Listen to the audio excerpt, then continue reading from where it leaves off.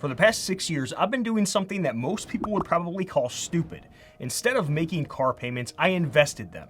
Every month, I treated my car payment like an investment, just to see if it could actually work. And the results? Well, let's just say that they turned out a lot different than I expected. But before I show you the numbers, let's back up for a second, because the real story isn't just about what I did, it's about why I did it. Vehicles are one of those things that most of us cannot live without, but they have the highest potential to completely wreck your finances. They're expensive to finance, they break down all the time, and every time you step foot in a dealership, it feels like you're about to get scammed, because, well, you probably are.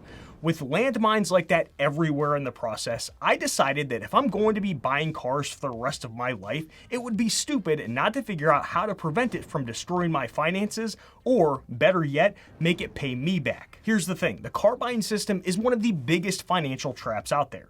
We've been conditioned to believe that there's only two normal ways to buy a car.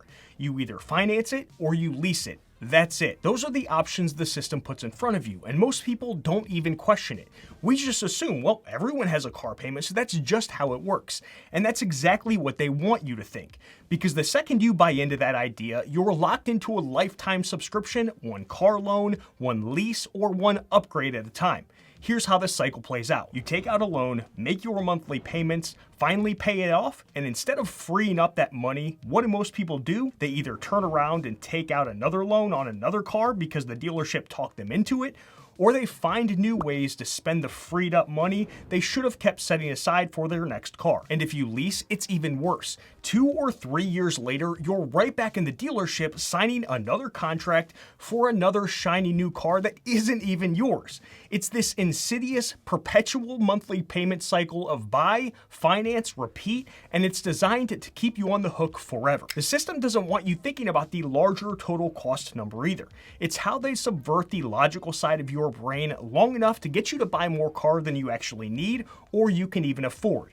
Because as long as the monthly payment feels affordable, you'll talk yourself into spending $40,000 on an unreliable chunk of American car brand plastic that starts losing value the second you drive it off the lot. It's genius if you really think about it. We get so used to making these payments that it rewires how we think about money.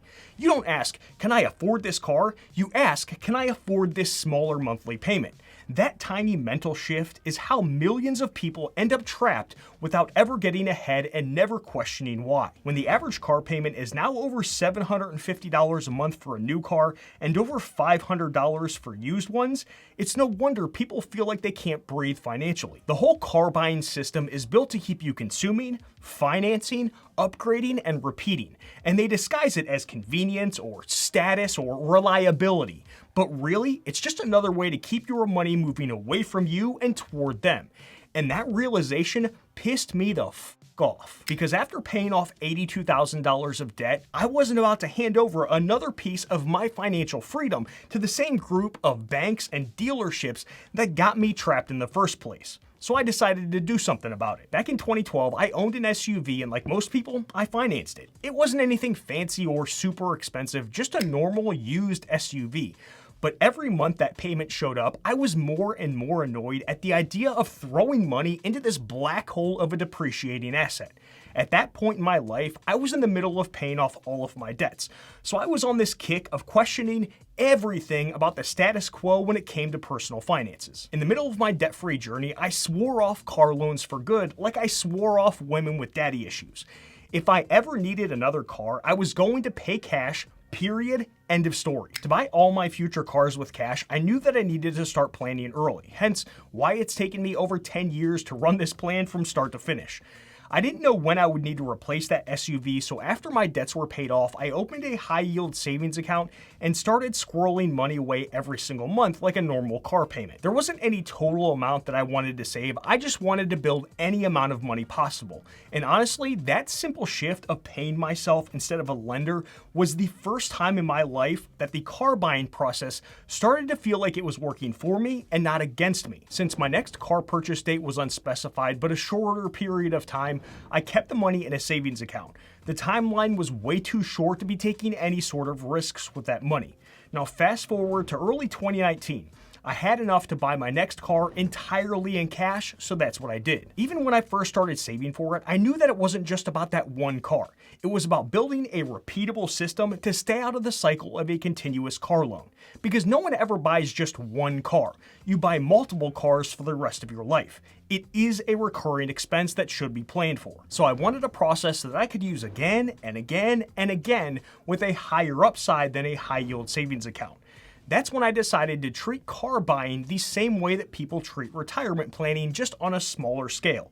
At that point, my car investment fund was born. From May 2019 through June 2025, I invested what would have been a monthly car payment into a brokerage account. Every single month, that money went in automatically no matter what. And when it finally came time to replace the 2019 car this year, the results blew me away. I had way more money than expected. So here's how my car investment fund actually worked and the results. We'll get into all of the adjustments that I made along the way in the next section, but the original plan was to buy my next car at the 7-year mark, which would have been 2026. When I first built this plan back in 2019, my goal was to buy a reliable $10,000 car every 7 years in cash, adjusting the number up every year to account for inflation. To make it realistic, I pulled some historical inflation numbers for car prices. At the time, they were averaging less than 1% per year, actually closer to 0.5%. So I planned conservatively for 2% annual inflation. And before you start roasting me in the comments, remember this was back in 2019, before car prices went absolutely bananas between 2020 and 2022. Don't worry, we're going to talk about that later.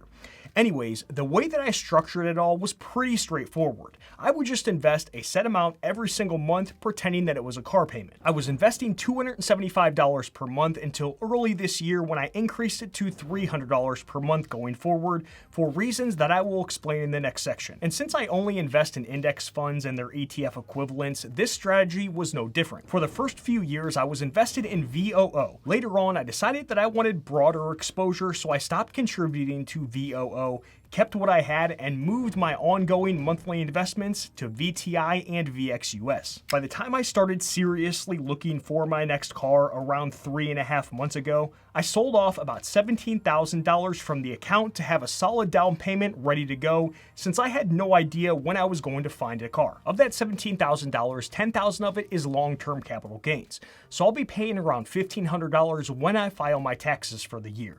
My plan was to use dealership financing as a bargaining chip to negotiate a better deal, then turn right around and pay off the loan immediately, which I just recently did last week. During those 3.5 months of car shopping, I was setting aside that $300 per month that I would normally invest and just letting it pile up in cash. That way I could avoid investing money, then pulling it right back out to pay for the rest of the car. Eventually, I found a Toyota Camry for $27,500 out the door, so after taxes and fees, that checked pretty much every single box that I had. Because I took 3.5 months to find a car, I was extremely patient during this process, which worked out in my favor more than I realized. It was pretty wild. I worked with about 15 different dealerships, test drove 12 different cars, negotiated on a bunch of them that I never ended up buying, and made sure that I wasn't going to get screwed over, because if you've ever bought a car before, you know that some of these dealerships make used mattress salesmen look ethical. At the time of purchasing, between what I still had invested and the cash I'd set aside,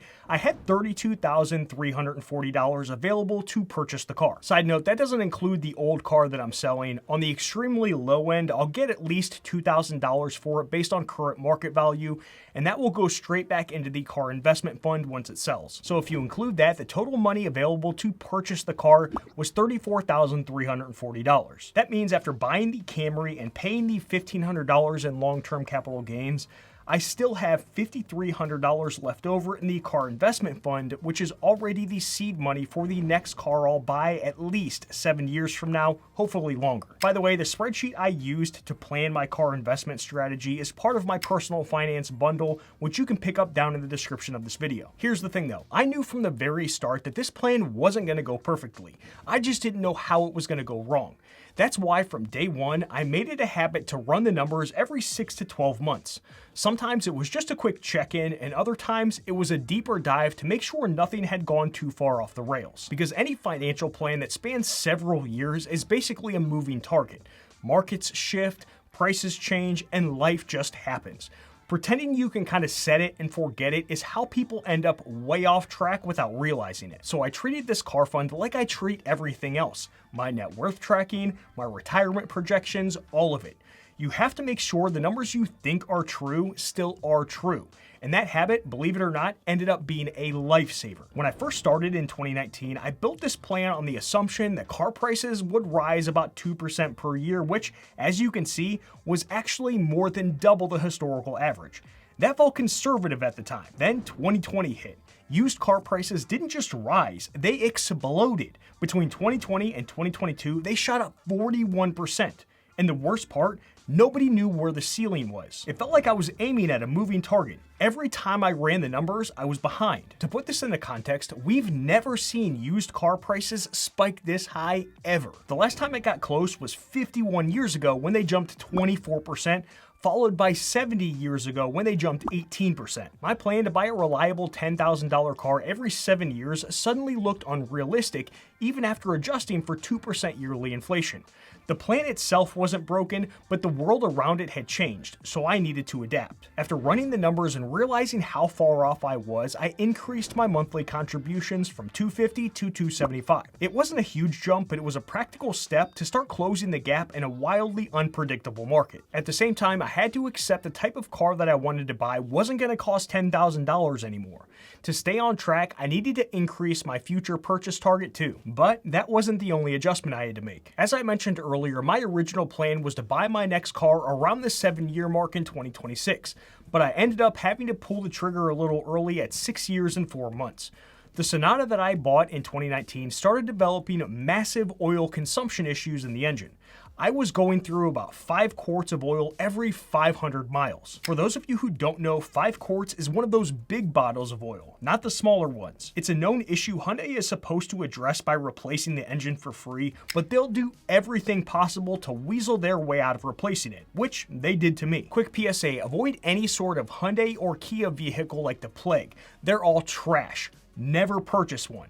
Now luckily, I squeezed about 183,000 miles out of it, but it is on its last leg and only because of the engine. If it weren't for that, I'd probably still be driving it for a few more years. All that to say, I had to buy my next car about a year earlier than expected and chose to spend a little more on a more reliable Toyota Camry since they hold more of their value. That was one of the biggest lessons from this whole thing. The goal isn't to create a perfect plan, it's to create one that's more flexible, because there are always 2 kinds of risks you'll face. Known risks, like normal inflation, market volatility, or changes in your income, and unknown risks, the ones you cannot predict, like your car suddenly developing an oil drinking problem, or when the used car market goes full twilight zone. You can't prevent unknown risks, but you can prepare for them by building a habit of checking in, adjusting things, and building some sort of fluff into your plan.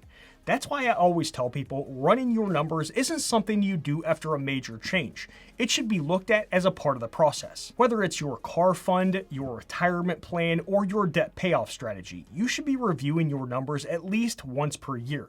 And if your goal has a shorter time horizon of 5 years or less, then every 6 months is even better. Now the big question is, should you try this strategy for yourself? Honestly, it depends. If you're still working on paying off high interest debt or your finances are a little bit shaky, then no, you probably shouldn't do it yet. Paying off those balances first will give you much more stability if you want to try this out in the future. But if your debt's under control, your emergency fund is in place, and you've already started saving for retirement, then yeah, this can be a game-changing way to supercharge saving for your next vehicle. Remember that this whole process, if you count when I paid off my last car loan, took me roughly 12 to 13 years to complete from start to finish. If my financial life hadn't been stable during that time, this plan might not have worked.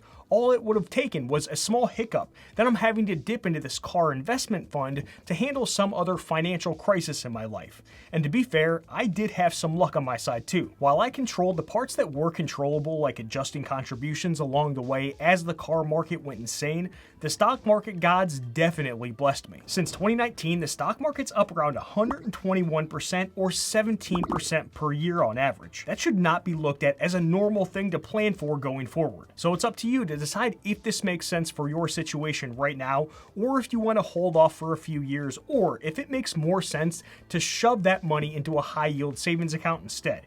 Either way, you should be saving up for all of your future car purchases since it's an expense that the majority of us are going to have for the rest of our lives. While I'm personally going to keep running this investing plan, I know that it could completely blow up in my face over the next 7+ years.